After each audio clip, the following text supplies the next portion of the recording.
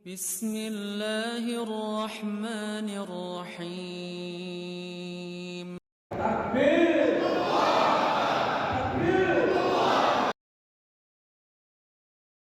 Alladzina amanu tubu ilallahi taubatan nasuha. Kita selalu mendengar ayat ini. Tapi kita tahu nggak taubatan nasuha itu apa? Apa itu taubatan nasuha? Taubat yang nasuha. Ada yang membaca taubatan nusuha. Jadi taubatan nasuha atau qiraat yang kedua, tubu ilallahi taubatan nusuha. Assalamualaikum, jangan lupa like, comment, and subscribe. Bye. Bismillahirrahmanirrahim. Assalamualaikum warahmatullahi wabarakatuh.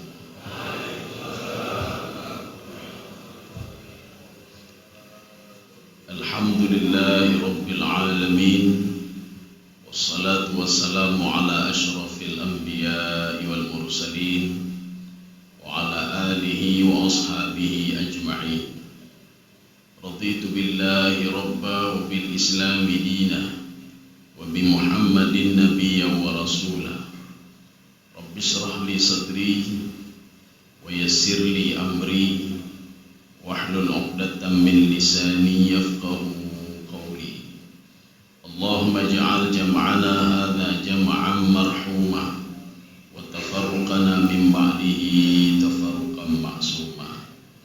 Yang saya hormati Bapak Kecil Tuhapud perangkat Gempong, kemudian Imam Cik, Imam Rawatib, pengurus PKM, kemudian yang kita hormati juga kepada pimpinan Majelis Arafah Ustazul, kemudian para alim ulama sekalian, bapak-bapak dan ibu-ibu, kaum muslimin dan muslimat yang dirahmati Allah Subhanahu wa ta'ala.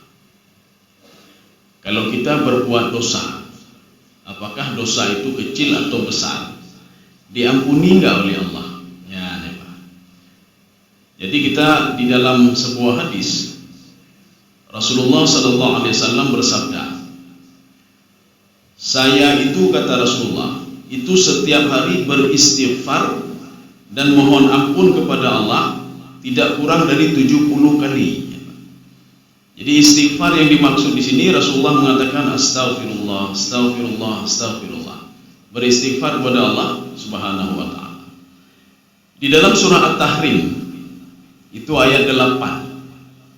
Allah Subhanahu wa taala berfirman, ya ayyuhalladzina amanu tubu ilallahi taubatan nasuha. Kita selalu mendengar ayat ini. Tapi kita tahu nggak taubatan nasuha itu apa? Apa itu taubatan nasuha? Taubat yang nasuha. Ada yang membaca taubatan nusuha. Jadi taubatan nasuha atau qiraat yang kedua, tubu ilallahi taubatan nusuha. Di dalam berbagai literatur tafsir itu makna nusuha itu sighah mubalaghah. Itu kalau kita merujuk ke dalam tafsir Al-Kasyaf, itu nasuha atau nusuha adalah sighah mubalaghah minan nasihah. Itu dari nasihat. Maka taubat nasihat, nasihat nusuha. Nasihat itu apa sebenarnya? Ya, nasihat itu apa? Kita mungkin mendengar juga ad-dinun nasihah. Ad-dinu an-nasihah. Nasihat itu selalu kita terjemahkan sebagai nasihat. Kita terjemahkan begini, Pak. Agama itu adalah nasihat. Padahal din itu bukan agama maknanya, Pak. Din itu dua. Imam An-Nawawi itu di dalam kitab beliau ada dua itu. Kitab Arba'in Nawawiyah. Yang kedua Asy-Syarhul Kabir li Arba'in Nawawiyah. Itu makna din itu, kata Imam An-Nawawi, yahtamilu maknayani. Itu mengandung dua makna. Yang pertama al-a'mal, yang kedua yaumul ba'tsi. Al-a'mal itu apa artinya? Perbuatan manusia itu, ya, itu ad-din. Atau yang kedua, nanti akan kita lihat apa maksud perbuatan manusia itu. Makanya ad-dinun nasihah. Perbuatan manusia itu an-nasihah. Nasihat itu apa? Nasihat itu ada tiga maknanya. Kita ambil dua saja. Yang pertama nasihat itu al-ikhlasu al-ibadatu lillah. Ikhlas beribadah karena Allah. Maka makna adinun nasihat, amal perbuatan kalian kata Rasulullah, kalau ingin diterima oleh Allah Subhanahu wa taala, itu harus ikhlas dalam beribadah. Nanti coba dibuka dalam kitab Asy-Syarhul Kabir. Itu Imam Nawawi sendiri yang menjelaskan makna adinun nasihat. Kemudian ada 7 ulama besar lagi Pak, yang menjelaskan makna adinun nasihat itu adalah amal perbuatanmu kalau ingin diterima oleh Allah, maka harus ikhlas beribadah karena Allah Subhanahu wa taala. Begitu juga yang kedua. Yang kedua itu apa? Hakullah. Ya, jadi hakullah adalah hak Allah. Kita harus tunaikan hak Allah Subhanahu wa taala ketika dalam beribadah. Berarti kalau ibadah tidak ikhlas, ibadah riya dan lain sebagainya, maka akan ditolak oleh Allah Subhanahu wa taala. Maka makna taubatan nasuha atau taubatan nusuha. Yang pertama, itu nasuha atau nusuha itu adalah sihah mubalaghah. Jadi dari nasihat, nasihat, nusuha. Satu. Yang kedua, yang dimaksudkan nasuha adalah al-a'mal. Jadi hentikanlah perbuatan maksiat dengan menjaga anggota tubuh, jangan buat lagi. Kalau dulu kita sering melihat maksiat, jangan buat lagi. Kalau dulu kita sering menzalimi orang lain dengan tangan ini, jangan buat lagi. Kalau kita dulu sering ghibah orang lain, jangan buat lagi. Kalau kita sering mendengar ghibah, jangan buat lagi. Karena nanti seorang berprinsip begini, saya tidak ghibah, tapi saya cuma mendengar ghibah. Rasulullah mengatakan, mendengar ghibah dan ghibah itu dosanya sama dosanya. Orang ghibah dengan mendengar ghibah itu sama. Maka sahabat ketika mendatangi Rasulullah, ya Rasulullah, saya tidak ghibah orang lain, tetapi saya cuma mendengar ghibah. Rasulullah mengatakan, orang yang ghibah orang lain dan mendengar ghibah itu dosanya sama. Makanya taubatan nasuha itu adalah taubat anggota tubuh. Apakah hati begitu juga?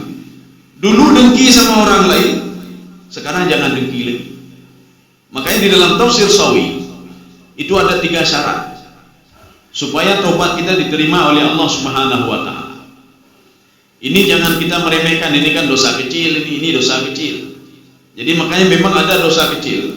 Seperti Rasulullah sallallahu alaihi wasallam mengatakan kepada Aisyah, hati-hati ya Aisyah terhadap dosa kecil. Jadi dosa kecil itu iyyaki wa muhaqqiratiz dzunub. Jadi jangan pernah meremehkan dosa kecil. Alah ini kan kecil. Lama-lama menjadi besar. Ribah orang lain kan cuma sedikit saya ribah, tengok ada ribah kau. Lusa ada ribah kau. Akhirnya ribah itu menjadi banyak. Hari ini kita meninggalkan salat, besok meninggalkan salat, besok meninggalkan salat. Akhirnya menjadi orang yang tidak pernah salat lagi. Atau kita berbuat dosa kecil yang lain, kita melihat maksiat, ala kau ubur matinya, kan ubur. Maka lama-lama dia menjadi besar. Maka Imam Sawi di dalam tafsir beliau itu ada 3 syarat. Seorang itu supaya taubatnya diterima, supaya taubatnya diampuni oleh Allah Subhanahu wa taala.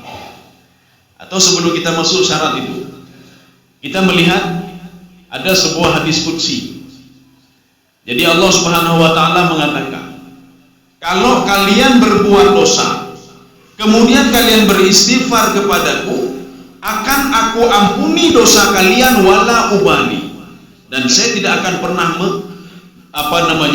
mengungkit-ungkit kembali dosa kalian, termasuk di padang mahsyar, tidak diungkit lagi oleh Allah. Satu. Yang kedua, kalau kalian mendatangiku, kata Allah Subhanahu wa taala, dosa kalian itu seluas gunung, setinggi gunung, saya ampuni dosa kalian wala ubali, dan tidak akan pernah saya ungkit-ungkit lagi, kata Allah. Yang ketiga, apabila kalian mendatangiku, kata Allah Subhanahu wa taala, dosa kalian seluas langit dan bumi, tapi dengan syarat jangan pernah syirik kepadaku. Ini tadi kan 1, 2, 3. Yang 1, 2 itu dosa yang tidak dosa besar, Pak. Itu bukan dosa syirik, bukan dosa-dosa besar.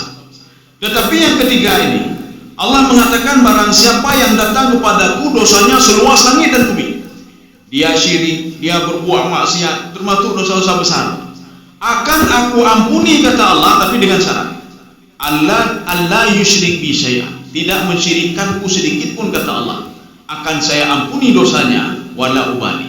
Dan aku tidak akan pernah mengungkit-ungkit kembali dosa yang sudah dia lakukan.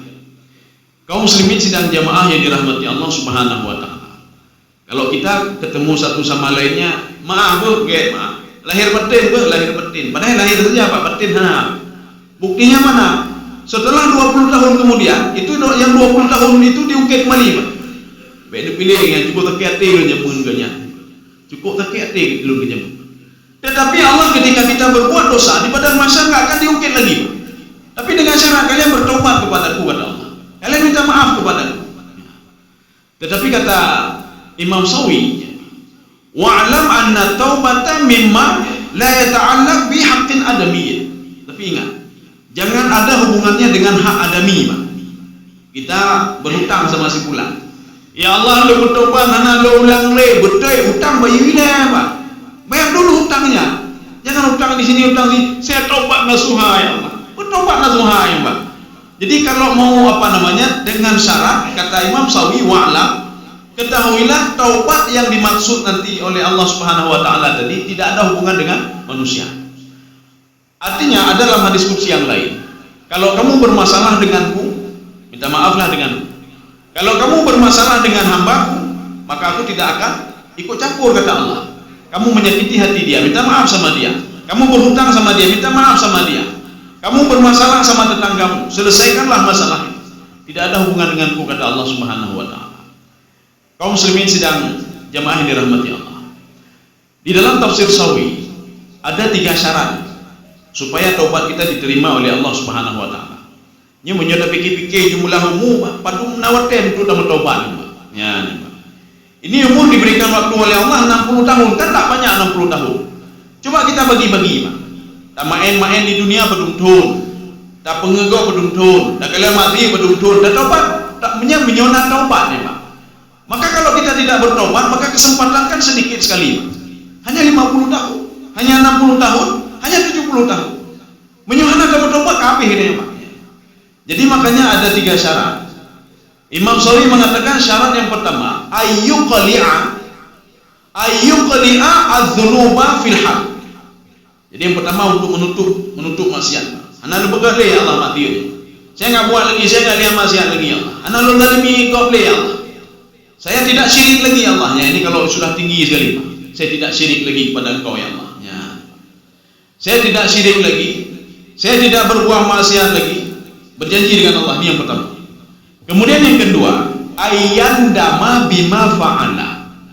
Jadi dia merasa menyesal terhadap apa yang sudah dia lakukan. Lu menyesal ya Allah, lu kegok, lu menyesal, lu zalimi kau, lu menyesal. Terutama yang lebih tinggi lagi, saya syirik kepada Engkau ya Allah, saya sangat menyesal sekali ya Allah. Saya berbuat dosa besar, saya sangat menyesal sekali ya Allah. Ini seperti yang dilakukan, coba nanti kita lihat di dalam kitab Riyadhus Shalihin. Ada seorang pemuda yang sudah membunuh 100 orang ulama. Terus ulama itu Pak. Ketika mendatangi ulama yang ke-98, dia tanya, ini dosa saya membunuh orang lain. Kalau saya bertobat diampuni enggak?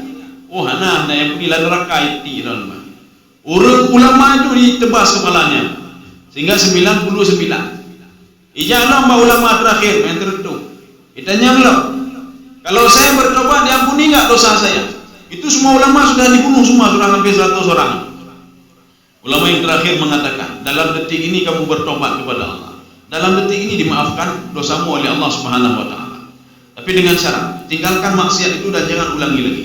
Mudah pemudanya Pak. Pedang yang ada di tangan dia jatuh ke bawah. Kemudian apa dia katakan? Apa yang harus saya lakukan? Sekarang pergilah kamu ke sebuah tempat, belajarlah agama di sana. Nemurno agama ini. Kamu beribadahlah kamu. Belajarlah cara untuk beribadah. Pergilah ke situ. Ketika dia pergi, di tengah perjalanan dia meninggal dunia. Ini cerita ini bukan mengada-ngada, ada di dalam kitab Riyadhus Shalihin. Ketika dia meninggal dunia, turunlah malaikat. Ya, jadi malaikat mengatakan, "Nyo calon penghuni nerakanya. Dia sudah berbuat maksiat, tapi bertobat belum lagi, Pak. Belum bertobat lagi, karena belum sampai ke tempat itu lagi." Turun satu malaikat lagi, Pak. Imedawa itu tidak, dia ini calon penghuni surga. Kenapa? Dia sudah meninggalkan amal kejahatannya. Ini mendawa. Malaikat mendawa. Tidak, dia penghuni neraka. Tidak, dia penghuni surga. Fa'arsalallah, Allah mengutus lagi satu malaikat lagi untuk menjadi pendamai di antara dua malaikat ini. Apa kata malaikat yang ketiga? Sekarang kita ukur saja dari dia berbuat maksiat sampai ke tempat dia berbuat kebaikan. Coba kita ukur, dia meninggal di tengah-tengah. Ukur, lebih jauh dia berbuat tempat dengan berbuat kebaikan atau dekat dengan tempat dia berbuat kebaikan atau maksiat?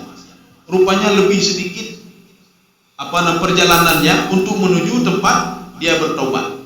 Maka Allah mengatakan masukkan dia ke dalam surga. Sudah dianggap bertobat kepada Allah Subhanahu wa taala. Ini yang kedua. Kemudian yang ketiga. Yang ketiga, bi ayya azama bi annahu la yaqul. Dia berjanji tidak akan syirik lagi kepada Allah. Dia berjanji tidak akan berbuat dosa besar lagi. Sekarang kita melihat hadis Rasulullah sallallahu alaihi wasallam. Nanti akan kita lihat untuk apa bertobat itu, untuk apa sebenarnya. Kan ada dua hal nanti, Pak. Dalam surah At-Tahrim itu ada dua hal. Untuk apa fungsi kita bertobat? Sebelum kita masuk ke dua hal itu, kita akan melihat dulu hadis Rasulullah yang mengatakan, saya setiap hari itu, kata Rasulullah sallallahu alaihi wasallam, astaghfirullah wa atubu ilaihi. Saya beristighfar kepada Allah tidak kurang dari 70 kali. Minimal kita ucapkan astagfirullah, astagfirullah, astagfirullah. Nyobe sembahyang, assalamualaikum, assalamualaikum, menak kau, Pak. Assalamualaikum, assalamualaikum, happy lekam. Ya, jadi artinya apa? Kita kalau sudah masuk beribadah itu dunia tinggalkan dulu sebentar. Kenapa ketika kita masuk ke dunia ibadah mau kita tinggalkan? Coba lihat ketika kita itu berbisnis, Pak. Pernah tinggal tentang agama. Agama kita tinggalkan semua ketika berbisnis. Ini kenapa ketika kita beribadah tidak kita tinggalkan dulu bisnis sebentar saja, tidak lama. Waktu kita masuk ke masjid tinggalkan lain sebentar, putuskan hubungan sebentar. Nyohana butuh HP untuk naik, Pak. Untuk HP, assalamualaikum, kalian pesan lewat. Tutup dulu itu, Pak. Istighfar dulu. Pada suatu hari, ini cerita Imam Ahmad bin Hanbal. Imam Ahmad bin Hanbal adalah seorang ulama Baghdad. Beliaunya cukup malai murid, Pak. Ya, Imam Ahmad bin Hanbal. Cuma tidak ada orang yang tahu muka Imam Ahmad bin Hanbal. Mereka cuma mendengar namanya saja. Begitu beliau terkenal, maka ketika orang mendengar nama Imam Ahmad bin Hanbal, mereka sudah tahu, wah ini orang Malim, Pak. Ini orang Malim.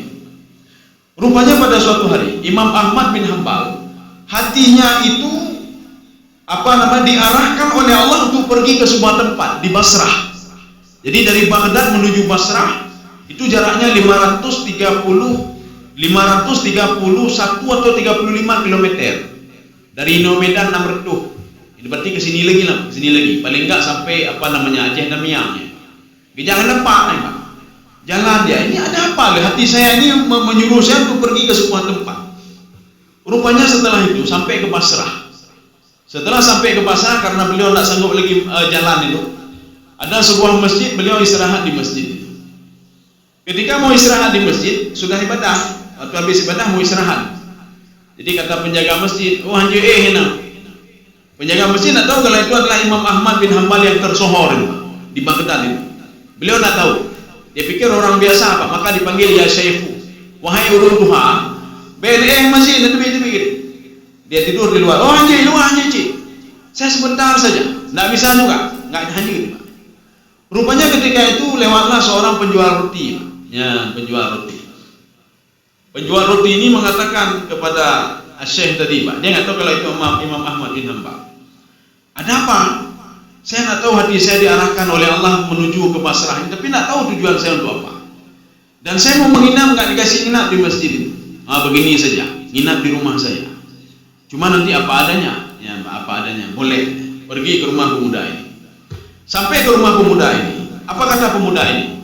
Wahai orang tua, ya karena orang Arab itu kalau panggil Syekh itu ada dua. Yang pertama urun tua, yang kedua urun muda mentang, tapi ilmu kedua, ya Pak. Ya, urun muda ilmu kedua. Yang kedua balik urun tua, ya kayak muda, Pak. Ya balik. Urun kedua kayak muda. Rupanya setelah itu, kata pemuda ini, wahai orang tua, istirahat dulu ya. Saya mempersiapkan roti untuk besok. Ya, Pak. Jadi kan diaduk-aduk dulu. Itu kalau mau ingin buat cane, yang diaduk-aduk boleh, Pak, roti, Pak, supaya mengembang dia. Nanti disimpan ya, Pak. Sedang diaduk memek-mek apa hanya pemuda itu, Pak. Dilihat apa yang diucapkan pemuda itu, jampi-jampi ya, Pak. Aduk-aduk jampi-jampi. Imam Ahmad bangun dan bertanya, kamu baca apa itu? Dari tadi saya lihat, ketika sedang mengadu adonan, kamu baca sesuatu. Saya baca astagfirullahaladzim, astagfirullahaladzim. Katanya menena sedang adu adonan, sedang ada menang apa? Bila lewat anu mesti pak tepung, kita malamnya kamu tak mak tepung lemah. Kata anu lemah. Atau sedang nyanyi karo ilamnya, kata kena anu lemah. Apa enggak kue kita keruh lembahnya? Jane keruh lembahnya. Jadi hasil kena ada tenak ya Pak. Ya, ada menang. Apa yang kamu ucapkan? Saya beristighfar. Dari berapa tahun? Sudah 30 tahun saya beristighfar. Tidak sedang mengadu ini saja. Sedang saya duduk, sedang saya ini tolak apa jualan, saya astagfirullah. Apa untungnya bagi kamu? Kamu beristighfar itu. Oh, banyak sekali untungnya. Setiap doa saya selalu dikabulkan oleh Allah Subhanahu wa taala. Tidak ada keinginan saya tidak dikabulkan oleh Allah. Semua dikabulkan. Cuma dia tidak minta kaya, aneh lebih kaya. Terima kasih.